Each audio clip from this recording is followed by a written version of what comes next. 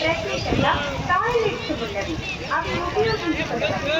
నదీ ప్రవాహం ఎక్కువగా ఉన్నందున నది లోపలికి వెళ్ళరాదు. అపాయము సంభవించింది. దొంగలు ఉంటారు జాగ్రత్త. మీ విలువైన వస్తువులు జాగ్రత్త పరుచుకొనవలెను. స్నానము అయిన వెంటనే బయటకు వెళ్ళి వేరే భక్తులు స్నానమాచరించుటకు అవకాశము ఇవ్వవలెను. ఈ సూచనలన్నింటినీ తప్పక పాటించి మాతో సహకరించవలసినదిగా కోరుతున్నాము.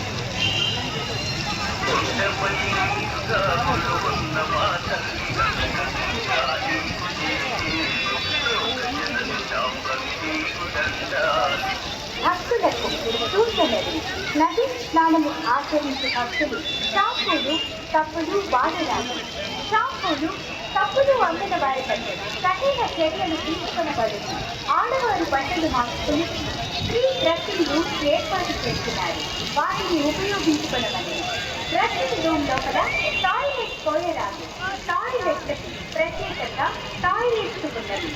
అవి ఉపయోగించుకోవలెను. నదీ ప్రవాహం ఎక్కువగా ఉన్నందున నది లోపలికి వెళ్ళరాదు. అపాయము సంభవిస్తుంది. దొంగలు ఉంటారు జాగ్రత్త. మీ విలువైన వస్తువులు జాగ్రత్త పరుచుకొనవలెను. స్నానము అయిన వెంటనే బయటకు వెళ్ళి వేరే భక్తులు స్నానమాచరించుటకు అవకాశము ఇవ్వవలెను. ఈ సూచనలన్నింటినీ తప్పక పాటించి మాతో సహకరించవలసినదిగా కోరుతున్నాము.